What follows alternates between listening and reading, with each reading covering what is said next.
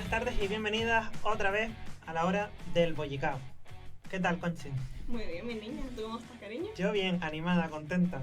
Sí, me alegro mucho. Yo también. ¿Sí? Aquí gozando una tarde más de la meriendita contigo, que es un gustazo. Pero es un poquito un pateo venirse hasta el sur, ¿no? A ver, es un pateo. Yo soy de las medianías, que la verdad es que no paro de decirlo. ¿Te puedes acercar un pelín más al micro? Y es un Sí. pateo, pero bueno, se hace gustosamente y merece la pena. Qué bien. Pues nada, no sé qué tema nos traes hoy, pero veo que tienes ahí para rato. Te veo con un par de folios cargadas. Bueno, yo poco a poco estoy tratando de despegarme del papel en esta nueva labor que estamos iniciando juntas, en el bollicao. Pero bueno, vengo a hablar de dos cositas que, como siempre, son mis chapas. Pero el día de hoy me va a poner un poquito en evidencia y me da un poco de vergüenza también. Pero vengo a hablar de friquismo y de catolicismo. Ay, esos son dos temas que me gustan. Sí, sí, y me ponen un poco en evidencia y me da vergüenza. Pero vamos, que han sido dos constantes en mi vida y quiero comentarlas contigo, a ver cómo las has vivido tú también. Vale, estupendo. Bueno, en primer lugar, yo, bueno, siempre he ido a escuelas públicas, ¿sabes? Yo no he tenido una educación católica en el colegio, ni mucho menos, en colegio público, instituto público, en la universidad pública. Pero en mi casa, este gran referente que todas conocemos ya, que es mi madre, pues me dio una educación católica. Es decir, yo hice la catequesis, hice la comunión y todo eso. Y tenía un vínculo bastante especial con nuestro Señor Padre Dios Santísimo. Amén. Amén. Porque a pesar de que nadie me lo dijera, yo me autoinstruía en esta religión cristiana, católica, apostólica y romana, porque sentía que era mi forma de trascender y de llegar a ser el bien moralmente, como la niña extrañamente cuadriculada que yo era en ese momento. Bueno, entonces, por otro lado, el friquismo, que yo tampoco es que sea la máxima adalid, pues fue, bueno, y continúa siendo, pues... me está moviendo el micrófono. Es que te veo que te vas alejando. No me concentro. Yo es que para pensar tengo que tener un poco de espacio alrededor. No, hay que acercarse, hay que acercar la voz a las Sí. oyentes, youtuberas o Sí. seguidoras. A nuestras queridas amigas que nos están escuchando en el más allá. Sí. Del más allá y del más acá, no tenemos a nadie todavía. Exactamente, bueno, o sea, esto algún día, y si tenemos suficiente tirón como para lograrlo, estaría guapísimo que hiciéramos un programa en directo. ¿Te imaginas? Sí, con sí, público. Sí. Con público aquí, bueno, cuando tengamos el Aquí COVID no, free pero y todo. en yo qué sé, un teatrillo, en una sala, Eso estaría sería guapo. súper guay, ¿te imaginas que llegáramos Sí, a algo sí, así? y con la interacción del público. Qué guay. Bueno, que me voy por las ramas. Nada, eso, que estas dos constantes, catolicismo y friquismo, también, aunque parezca mentira, me han hecho un poco lo que vengo a hacer yo, la Conchi vivoyera, ¿no? ¿Por qué? Me preguntarás. En primer lugar, hablaré de friquismo. Cuando yo era pequeña, me gustaba muchísimo dibujar. Vale.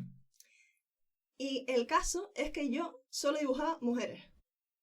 Mujeres, eso sí, en todas sus modalidades, en todas sus variedades, es decir, mujeres fantásticas, hadas, sirenas, nereidas, brujas, hechiceras, todo eso, mujeres. ¿Y por qué? ¿Por qué? ¿Por qué? ¿Quién se lo puede imaginar? ¿Por qué sería eso? Escucho una voz que me dice, ¿por qué, Conchita? ¿Por qué? Pues yo no sé, mi respuesta en ese momento era que me parecían más bonitas. Hombre, y te lo sigue pareciendo. A ver, en cuestión de corporalidades, pues mi visión estética evidentemente ha cambiado. Claro. A ver, tampoco es que me atraigan las alas o las colas de pescado, ¿sabes lo Claro, que te digo? vale, sí, es verdad. Que podría ser un poco extraño. Bueno, y eso, y claro, yo después de eso empecé a tener sueños.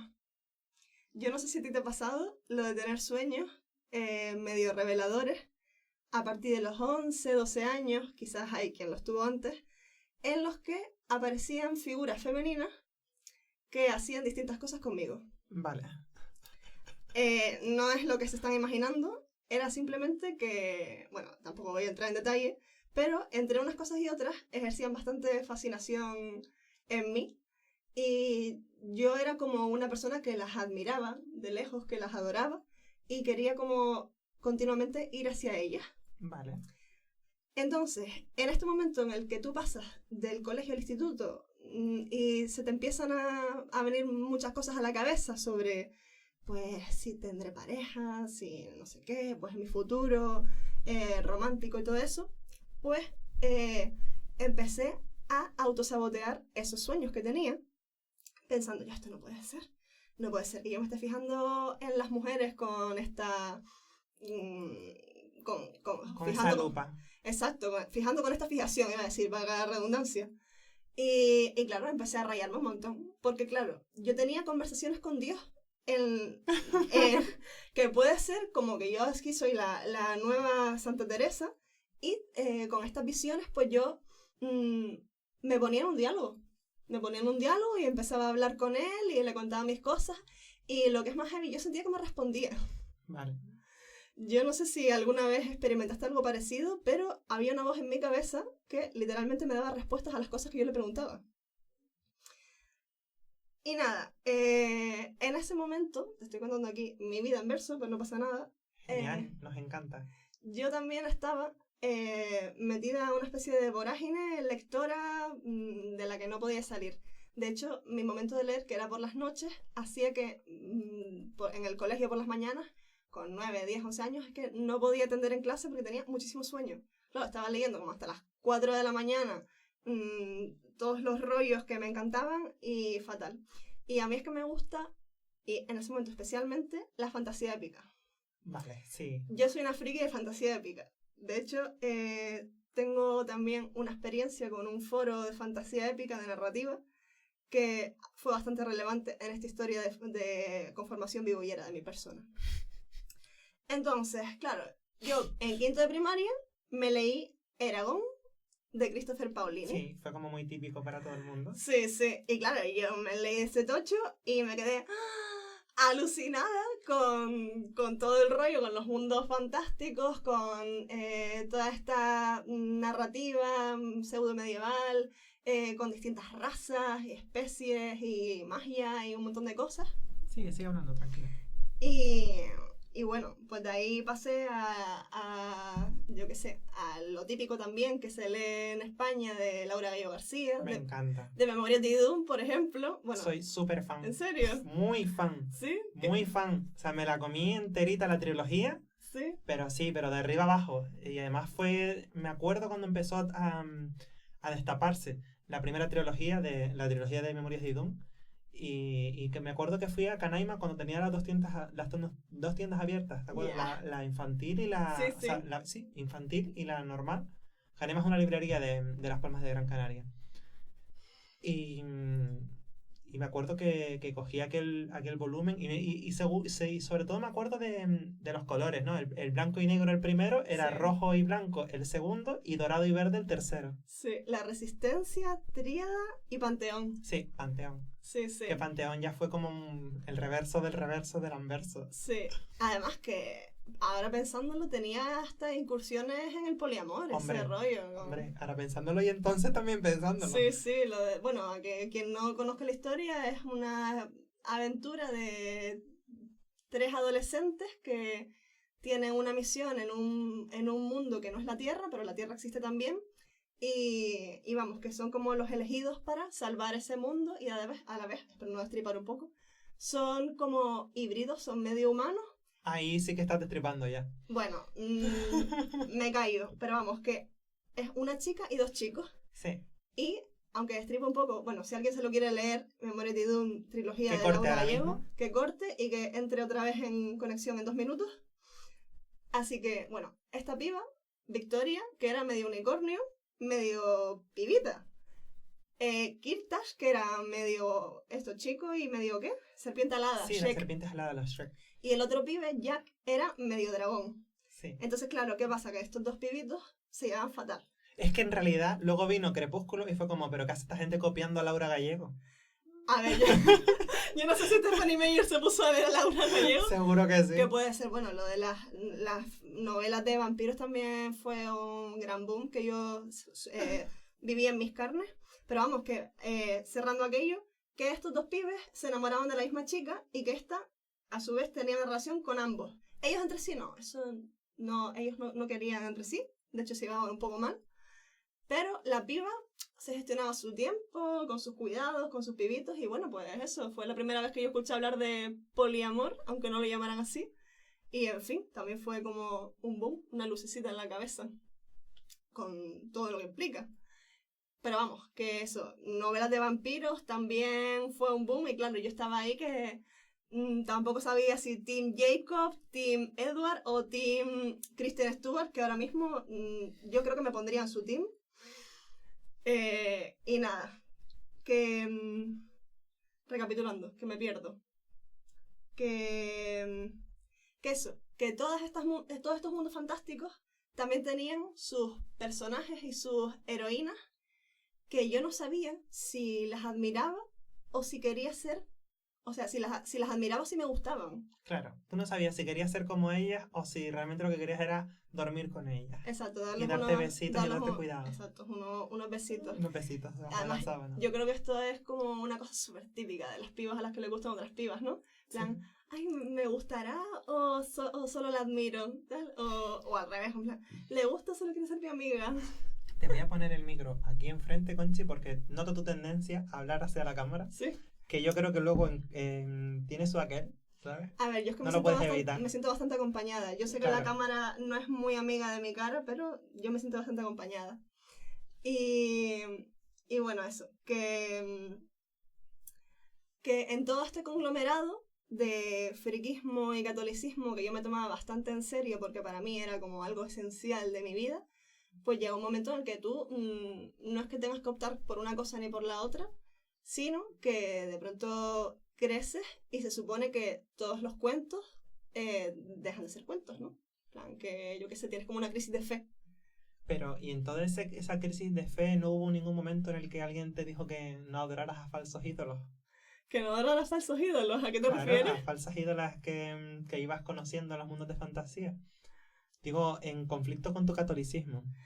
Uf, no sé, yo creo que es que mis padres no eran conscientes del todo de las fricadas que estaba consumiendo, pero yo me daba cuenta y no lo quería ni decir. Yeah. Porque al final, entre unas cosas y otras, también había bastantes ficciones protagonizadas por mujeres que estaban muy guapas y que, no sé, creo que en toda nuestra generación despertaron pasiones. Bueno, sí. O sea, la más clara, tú sabes que fue Xena. Ya. Xena, la princesa guerrera. Poco se Serie habló. mítica. Bueno, poco se habló. Vamos a ver. Hay dos clases de personas. O sea, las que han visto Xena y se enamoraron de ella y las que vieron Xena y ni fu ni fa. Ni fu ni fa. Y las primeras eran todas bolleras.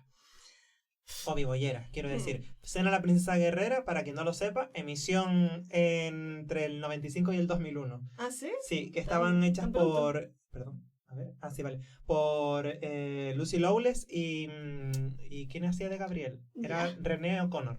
¡Qué memoria! Sí, y bueno, por quien no haya visto la serie, o sea, básicamente la historia iba de que Xena era una mercenaria que había estado en el ejército de Ares, creo que era recordar, y llega un momento en el que como que tiene que redimir su alma, ¿no? Sus pecados por toda su vida de bueno, sangrienta y tal. Y entonces con Gabriel iban como la temática, lo típico de la serie era que iban como buscando aventuras en las que había pues mitología, había sentidos de conceptos universales también y demás. Y iban pues salvando pueblos o salvando poblaciones o gente que requería de esa habilidad especial que tenía Xena, ¿no? Que era como una amazona, ¿no? Además que luchaba con unos con los discos afilados. Pero luego Gabriel, yo no la recuerdo como una heroína guerrera. No sé, en mi cabeza está como que siempre Xena le sacaba de apuros, ¿no? Pero no tampoco, porque Gabriel tenía eso aquel en el sentido de que Xena siempre se le iba a la cabeza. A Xena siempre se le iba un poco la pelota y Gabriel la traía a tierra.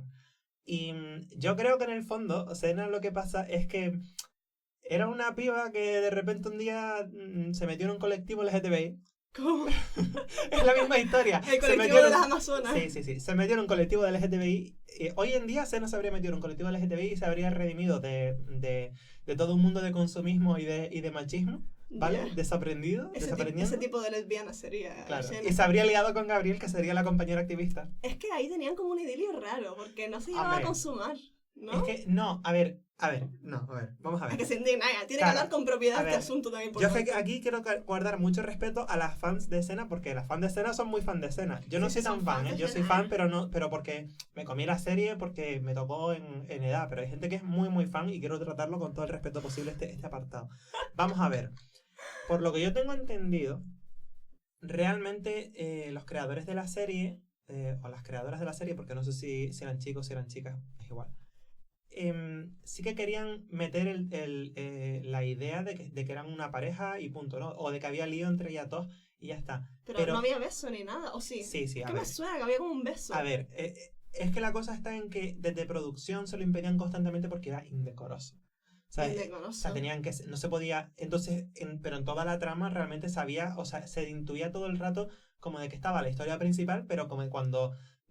tú apagabas la televisión, ellas dos se iban a dormir juntas. O sea, que se querían un montón, ¿sabes? ¿Eso era lo que queríamos ver? Claro, eso es lo que... Y hay un par de escenas, mira, hay una escena cuando Gabriel se va a casar, que es como que hay un juego de cámaras, porque se despide de ella, Xena. Ahí es cuando se dan el beso. Sí, se dan un beso como de frente así, ¿sabes? La cámara lo ve desde aquí, pero luego en último milisegundo la cámara enfoca y es un beso en la comisura del labio, como para decir, no se estaban besando, pero todos sabíamos que sí. Y luego había, cuando acaba la serie, que a Xena la matan, muere decapitada por un samurái. ¿Qué Pues pintaba un me acabas de samurái? hacer el máximo spoiler. Pero ¿Hola? bueno, vamos a ver, la serie terminó en 2001. Eso es como lo de Ana Milán, ¿lo has visto? Ana Milán, la actriz esta, la que hace de Olimpia, físico-química, que estaba haciendo un directo en el confinamiento y estaba diciendo no sé qué cosa del final de la serie, que es una serie de hace 15 años, ¿no? 10, bueno, no me acuerdo, por ahí. Y dice alguien en comentarios, Dios, me acaban de hacer un máximo spoiler, tal. Y Ana Milán diciendo, pero esta serie acabó hace muchísimo tiempo. Hola, pero yo lo de Xena no lo sabía. Vale, Uy, pues qué sí. tristísimo. Pues la cosa es que Xena... Muriera y No, muerta. pero a ver, no muere, o sea, muere porque... Bueno, a ver, muere, pero su fantasma como que está ahí, ¿vale? Ella sigue ¿Su viva fantasma? en un espíritu, sí, es como un fantasma. Entonces, Gabriel... como que Gabriel creo que era como que bebía de la fuente, de una fuente especial y le daba un beso a Xena y Xena cogía fuerza y podía matar al malo. A la Blancanieves. Sí, un rollo así y tal. Sí, Y luego pues eso una además la escena acaba, o sea, la serie acababa pues un poco pues con ellas dos mirando el atardecer, o sea, ella y Gabriel y el fantasma de Xena mirando un poco el atardecer y ella De la pues, mano. como, abrazaditas así, o sea, como así. Eso me recuerda, ¿tú te leíste las crónicas de la Torre, de Laura Gallego también? No. Que había un personaje que era como una especie de espíritu, era incorpóreo, no era un fan... Ah, no, sí, bueno, no voy a hacer spoiler, pero bueno, que sí, que había como un personaje que Ya, total. nadie podía ver, solo la protagonista, y era como ese rollo de just la imposibilidad, y encima entre dos mujeres. Sí. Pero me da mucho coraje que la matara un samurái a la Xena, porque a mí me gustaba bastante. Era como un samurái, yo creo que era. Algo así era. A ver, estoy hablando de memoria de reposiciones, ¿vale? Pero algo así era. Reposiciones. Sí, de reposiciones que hubo después y tal. Ah, vale. Yo creo que la última vez que vi Xena, pues yo tendría 11, 12 años. O sea, ¿Sí? sí, porque la pusieron mucho. Sí. Ponían Xena y ponían... Popular. Sí. Y la de Hércules. Los Vigilantes de la Playa. Y Los Vigilantes de la Playa, era todo más o Sí, menos sí, la misma por ahí, época. que yo lo veía todo seguido. Sí. De hecho, Xena salió como, creo que doblada de Hércules, de la serie de Hércules. ¿Ah, sí? Ah, no lo sabía. Sí, como que creo recordar que era así, que alguien me corrija, vamos, pero creo que era que como que Xena conocía a Hércules y entonces decía, pues entonces voy a meterme por el buen camino, porque siempre tiene que haber, Sí. bueno, el caso. Pero me da mucho coraje eso de que tuvieran una relación Xena y Gabriel, pero no. Es como el típico gancho, el clickbait que hacen a la gente LGTBI para engancharla a una serie, una narrativa, lo que sea, pero que al final no se consuma, no sé. Me da coraje. Y encima la matan. Decapitación por pollera, yo creo que fue eso, la verdad. Pero Fatídico. sí, era ese personaje que creo que toda bollera necesitaba. Bueno, toda mujer, en general necesitaba ese personaje. Bueno, toda mujer. Cualquiera hubiera deseado ser Xena en aquel momento. Era una fucking heroína. Pero esta cualquiera con esa Fuerte, edad quería ser independiente. Xena, porque Xena era súper fuerte, podía con todo. Sí. Y Gabriel era como esta actriz secundaria que era necesaria. Era su Sancho Panza. Sí, a mí me recordaba Pero también un poco a inteligente. Frodo y Sam. Sí. Porque siguen por ahí de Pues paseo sí, por el campo. Pues sí. Y les pasaban cosas. Frodo y Sam, ¿sabes? O sea, Sí, sí. Frodo y Sam sabemos lo que había. A ver, ¿así? Frodo y Sam estaban Había- liados. Digo yo que tenían que estar liados, porque a mí no me digas tú a mí.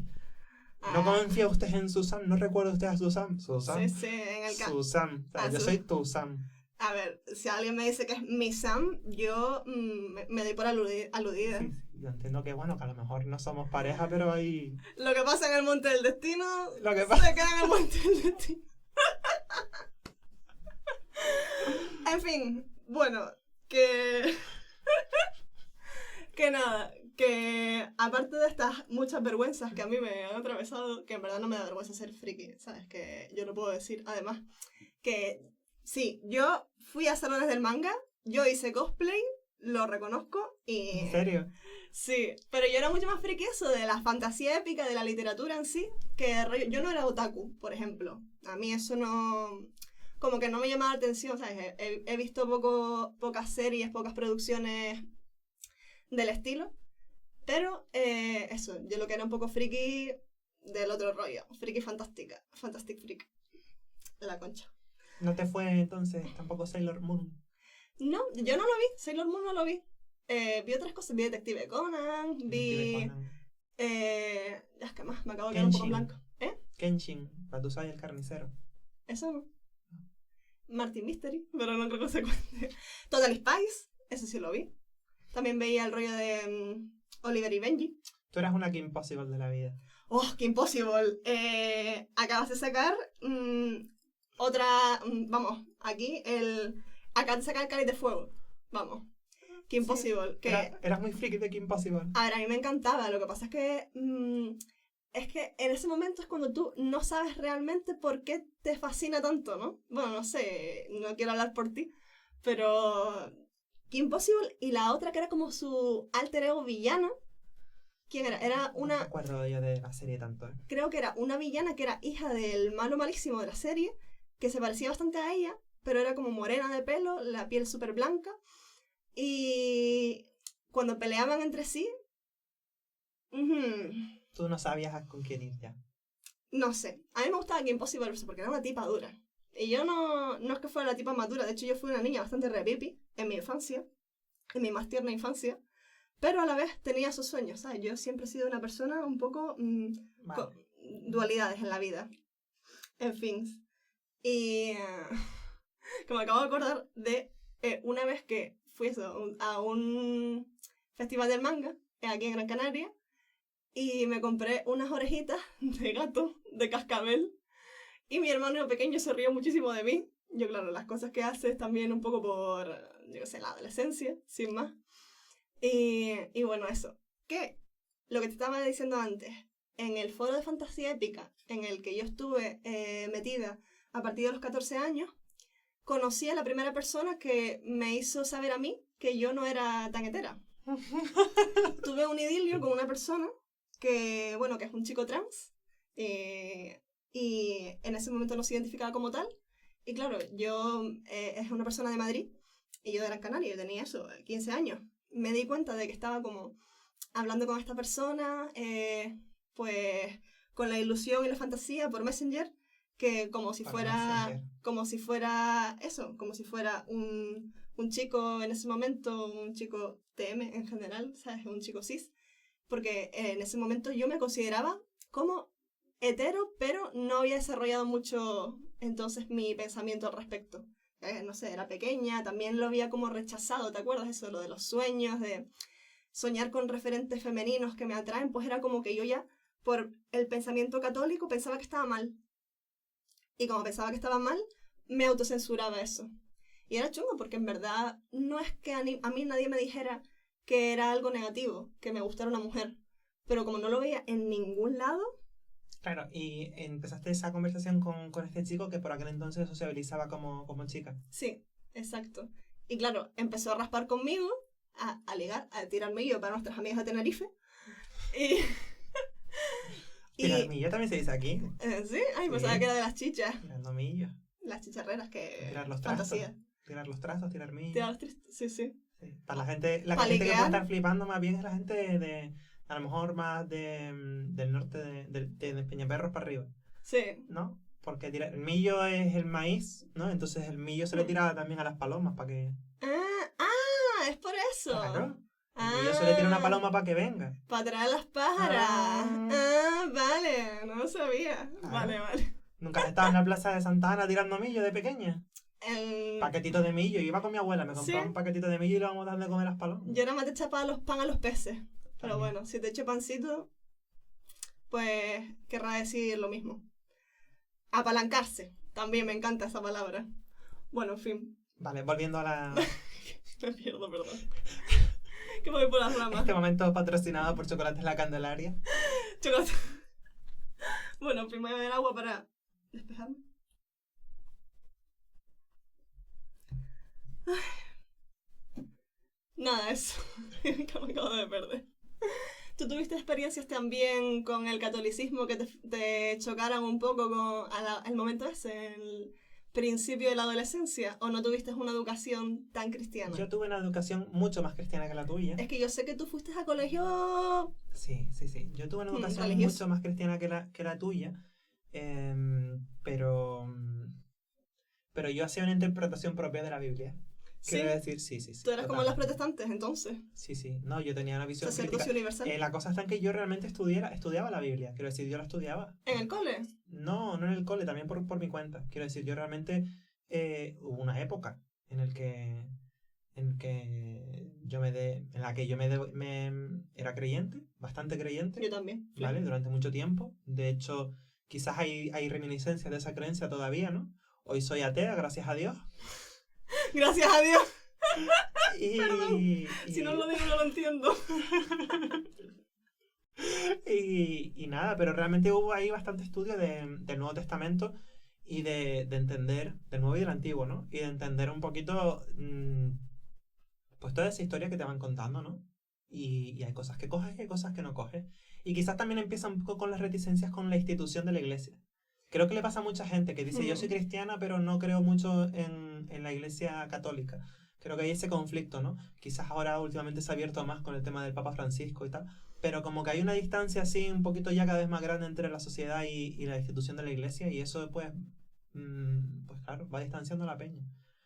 Pero sí, Claro. yo tuve una educación bastante católica. ¿Y tuviste alguna crisis de fe en cierto momento entonces? Pues yo creo que no es que fue una crisis de fe solamente, yo creo que yo tuve mucha fe, pero poco a poco yo iba diciendo, es que no se sostiene. ¿Sabes lo que te digo? Para mí no se sostenía. Entonces, por eso yo también tengo bastante respeto para la gente creyente. Bueno, a ver, Claro. en general, ¿no? Para todas las religiones. Lo único es que yo, pues, me he alejado de esa senda. Y ya está, simplemente, sin más. Yo es que oía voces, entonces, ¿cómo voy a...? No sé, me costó. Creo que fui creyente hasta bastante mayor, hasta los 12 o así. Pero claro, es que yo rezaba todas las noches, todas las oraciones que me sabía. Claro. Cuando tenía pesadillas, iba mi madre, ay, mamá, tengo pesadillas, tal. Me decía, ay, no te preocupes, mi niña, tú rézale un Padre Nuestro a las ánimas benditas del purgatorio.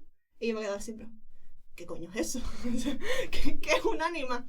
Lo tuve que buscar en internet y supe lo que era un ánima.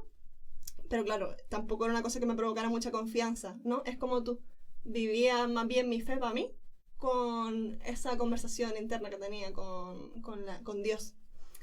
Y vamos, que así fue, que yo creo que a muchas les pasa, y además cuando formas parte del colectivo LGTBI, también es como un poco un doble palo, que conozco a mucha gente del colectivo creyente también. Bueno, mentira, mucha gente no, algunas personas que tienen una fe muy fuerte, pero ¿qué es lo que tú dices? Que son críticas con la institución. Claro, Es que es muy difícil. Es que es un palo complicado cuando te rechazan de plano, ¿no? Y cuando hay momentos de apertura, sí, hay otros sectores más reaccionarios que salen en contra. Entonces, claro, es complicado. Es complicado. Yo pienso que a lo mejor deberían renovarse un poquito. Es que también... O morir, lo que prefieran. Es que históricamente también son una de las más opresivas, coloniales y terribles de la historia. Y no sé, es que al final el mismo concepto de ¿qué es una iglesia? Pues una iglesia es una congregación de creyentes en realidad. O sea, no tiene por qué ser una institución, un poder, que es lo que es y lo que ha sido. Entonces, a mí el concepto como de un grupo de gente que cree en lo mismo me parece muy bonito, la verdad. Y no sé, yo también, a mí me encantaría, de verdad, me encantaría como ser creyente en algo así. Yo pienso que si has sido creyente, tienes una ventaja en tanto en cuanto, si has sido creyente o si eres creyente, ¿no? En tanto en cuanto estás acostumbrada a mantener un diálogo interno.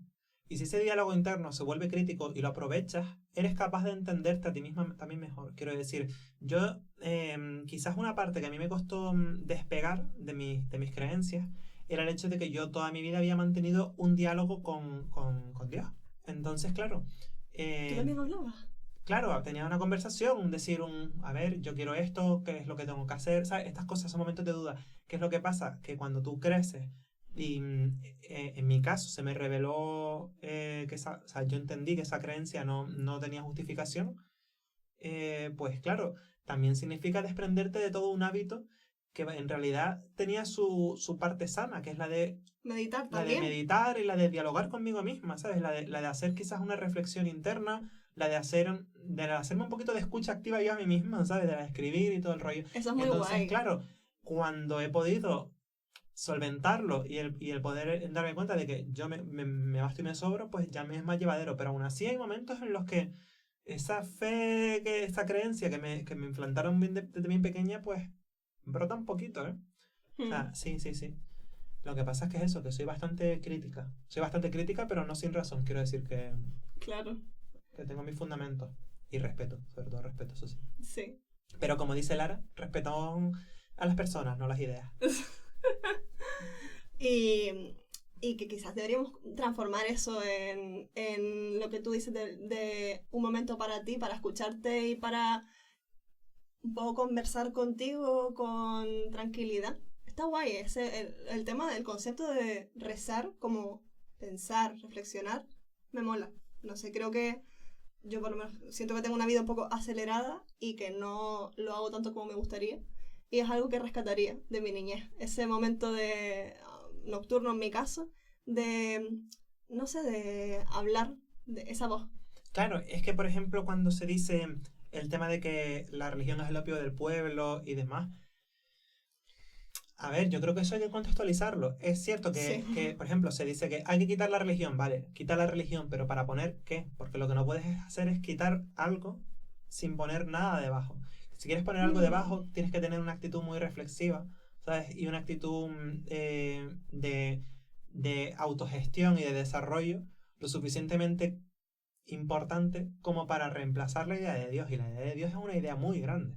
Entonces, si no es abandonar a la gente a su suerte de una manera bastante descarnada desde mi punto de vista. ¿Que somos capaces? Sí, pero que hay que hacerlo con un poquito de cautela. Yo creo que las religiones cumplen un papel casi de psiquiatría social, ¿sabes? Encausa toda esa línea ética que encausa pues los deberes y los comportamientos deseables de la gente, ¿no? Y que permite también un canal de comunicación con un psicólogo omnipotente que es Dios. Que me permite escuchar mis penurias todo el rato. Y claro, si quitas eso y no pones nada, me parece una brutalidad terrible. La gente que tiene fe tiene un gran tesoro. Ahora, a mí me parece que tiene un tesoro todavía más grande la gente que no tiene esa fe, pero sabe valerse pues de sus propias razones y demás. Pero esa es una opinión personal que tampoco quiero meterme con nadie en concreto, ¿eh? pues ¿te refieres en el currículum educativo, en plan de quitas religión de los coles, o te refieres en general en la gente? Yo me refiero en general a la gente, pero Ah, claro, vale, si en la vale. gente... Pero mira, esa es sería una buena analogía, quiero decir. Vale, si quieres quitar la religión de los colegios, si quisieras quitar la religión de los colegios, pon algo en su lugar. Es Pon que la mente realmente es... no solamente una ética, también tiene que haber, que puede serlo, ¿no? Porque si quitas la religión, tienes que poner otro tipo de ética también, ¿no? Para ayudar a la gente a pensar.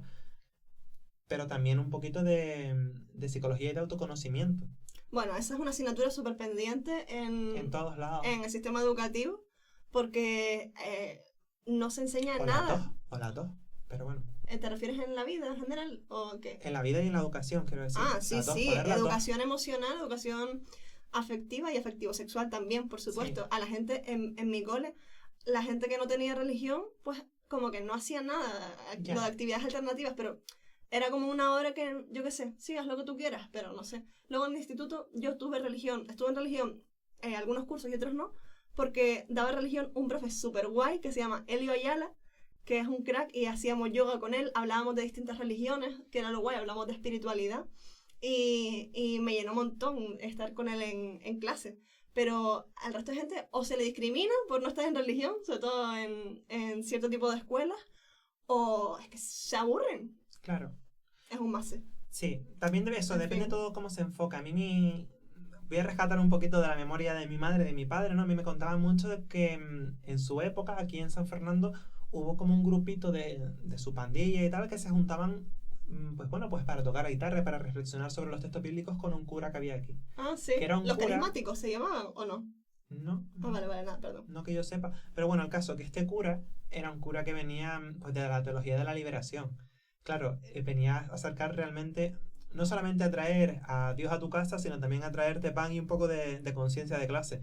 Entonces, claro, Hmm, realmente pues era algo más sustancioso y quitar eso para no poner nada tampoco me parece lo más ideal. claro. Pero sí, si puedes quitarlo por reflexión propia, pues estupendo, quien pueda. Sí, exactamente. No sé, es mi forma de verlo, ¿sabes? Que tampoco quiero yo aquí decir... Joder, que es un tema súper amplio Sí. y da para muchísimo. Sí, es que a veces me parece que las personas ateas somos un poquito, ¿sabes? Como ególatras o como nos venimos arriba muy grande, ¿sabes? ¿Por qué? No, es que yo creo, ¿sabes? Yo no creo en Dios, yo soy científica. Ah, Pero realmente tú crees en el Big Bang, que lo ha desarrollado otro tío, o sea, tú crees en ese otro tío, porque tú no eres físico teórico. Entonces, ¿sabes lo que te quiero decir? ¿te refieres a que son cuestiones de fe porque tú no lo llegas a entender? Claro, también las otras cosas son cuestiones de Bueno, fe. hay quien sí, evidentemente. Hay gente que sí, La gente que es evidentemente. o sea, la gente Yo que... sí, claro, yo sí entiendo que si eres ateo, tienes que serlo con un ánimo realmente reflexivo y con un ánimo filosófico casi. O sea, filosófico en el sentido puro de la palabra de amar la sabiduría y de buscarla, Sí. ¿sabes? Pero a mí tampoco me parecen polos opuestos el tema de... Nos estamos Son yendo muchísimo, pero bueno, ¿qué más da? lo de ciencia y religión a mí no me parecen polos opuestos, ¿No? sino dimensiones distintas del... No. O sea, y formas de generar conocimiento distintas también, y todas también mediatizadas por ciertas formas de poder. La ciencia, sobre todo, también. Sí. Pero tanto. sí, que muchas cosas son una cuestión de fe. O sea, yo, por ejemplo, tengo fe ahora mismo en la gente que es médico, la gente que es sanitaria, porque además confío en que estén haciendo una buena labor, pero es una labor de la que yo en realidad no tengo conocimientos profundos, ¿sabes? En mi familia la verdad es que hay bastantes médicos y ellos sí, pero yo no. Entonces creo que también es una cuestión de dar ese salto para aferrarte a que las cosas van a estar bien. Claro. Hablamos en un contexto bastante excepcional Sí. ahora mismo. Nos hemos ido mucho por las ramas, pero yo Sí. creo que estaba, no sé, que era lo que pedía Sí. ahora mismo la charla. Sueños con piba.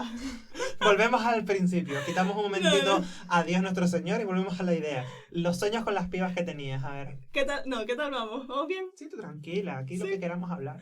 Vale. No, yo dije lo de sueños con pibas por hacer como una especie de... nada, eso. Que quería comentar que yo tuve una especie de depresión preadolescente, que en realidad nadie me diagnosticó, pero porque tenía justo una fe muy grande en todo el universo fantástico que yo estaba consumiendo como lectora. Entonces, claro, al hacer como ese tránsito hacia la adolescencia, me di cuenta de que eso no iba a ser real jamás. O sea, para ti era un universo que era plausible, que era real en otro lado. Eh, ¿Tú creías en las hadas firmemente y esas cosas o qué? Pregunto. No creías, pero no querías dejar de creer. Exacto, no creía, evidentemente, porque soy Virgo además, no creía porque no es verdad, pero la constatación de que no era real, en ese momento no me hacía tanto daño, no era tan firme, no era algo contundente y destructivo. Así que estuve como súper triste de los, no sé, ese añito, 12, 13 años, y después como que me fui haciendo en otras cosas, me fui haciendo como la friquilla. O sea, yo no es que fuera pringada de clase ni mucho menos. De hecho, no sé, me encantaba como hacer una performance de Super Conchi. Me ponía la Palestina enlodada al cuello, me subía a la mesa y me ponía a hacer así como si fuera una capa. Estaba ¿Hay como... fotos de eso? No lo sé. En ese momento los móviles no tenían muy buenas cámaras. Lástima. Me acuerdo en clase de plástica sonando la canción de Nena Contesta, la de Tenía tanto que dar. La gente pintándose súper guay y yo arribísima, no sé qué contra me pasaba. Creo que es que no tenía vergüenza. No tenía vergüenza propia. No. Eso y también... sigue sin tenerla. A ver. Yo que soy Virgo Sagitario, entonces... ¿En eso sí crees? En Dios no, pero en eso sí crees, pregunto. Bueno. Pasa palabra, vale, estupendo. No, me hace gracia porque lo hablamos mucho como formas de explicarte un poco lo que es la tierrita, lo que es la tranquilidad, el orden, la estructuración y lo que es el fueguito, la ansia de aventuras y sí, etcétera. Una bromita, ¿no? Para nuestras amigas, las fans de la ciencia, que sin embargo siguen en Instagram Esperanza Gracia. Así que yo la sigo. La verdad es que últimamente no me está poniendo un buen ranking, pero yo la sigo. Total, que eso, y no tenía vergüenza ninguna. Y en fin, como que fui supliendo esa falta de fe con el enrale. Con el enrale adolescente y ya está. Y después a los 15 años pues me gustó la primera chica que vi presencialmente porque la persona del foro no nos llegamos a ver hasta... Bueno, nos conocimos en realidad. Nos conocimos cuando yo cumplí, 17, 18 y fui a Madrid a estudiar. Claro, no habíamos perdido el contacto en realidad. ¡Qué guay! Sí, nos conocimos y nada, sin más. O sea, no pasó nada. Hacía muchos años que habíamos dejado como de gustarnos y tal, pero estuvo guay, nos vimos un par de veces y fue curioso. Pero sí, lo del foro de fantasía épica estuvo guapo, la verdad. Conocí a gente muy guay. Era un foro de habla hispana y a gente de todas partes del mundo. ¿Y cuándo fue ese momento en el que realmente asumiste? ¿El qué? Que te gustaban las chicas. Si se puede saber, si no te apetece no lo cuento. A ver, yo tenía un novio. Yo en cierto después de que me gustara este chico trans, pues yo dejé de identificarme como heterosexual y pasé a identificarme bi. No sé por qué miro tanto para allá, pero no sé, bueno, alguien que siento que nos están escuchando. Lo único es que... Sí. Entonces, un par de años más tarde, me empezó a gustar una chica que era mi compañera en la escuela de música, íbamos juntas a coro y tal. Entonces, pues, me dijo que también le gustaban las chicas y nos fuimos conociendo más y nos enamoramos. Bonito. Entonces fue súper bonito. Y yo, en el momento en el que me empecé a enamorar de ella, yo tenía novio. Llevaba 3 meses con un chico que en realidad, cuando yo la conocí a ella, sentí que no tenía comparación lo que estaba sintiendo por él. Entonces, pues dejé al chico y empezamos a salir ella y yo. Y también es que es en esas edades de amor adolescente donde todo es súper intenso, pero vamos, que fue muy guay. Y ahí con 15 años, mi primer besito con una chica y yo feliz de la vida. Y desde entonces, pues lo que te contaba el otro día, que fluyendo entre la bisexualidad, el voyeurismo y así, a gusto, disfrutando de la vida, del amor y... ¿para qué más? Y huyendo de los compartimentos estancos.